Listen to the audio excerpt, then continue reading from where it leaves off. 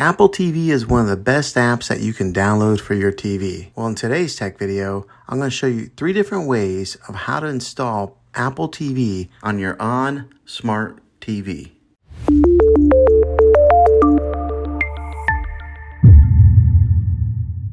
It can be really frustrating if you want to watch some of the great content that is on Apple TV and you find that your TV is unable to download it. If your TV is an older model of smart TV, then it could prevent you from downloading this app.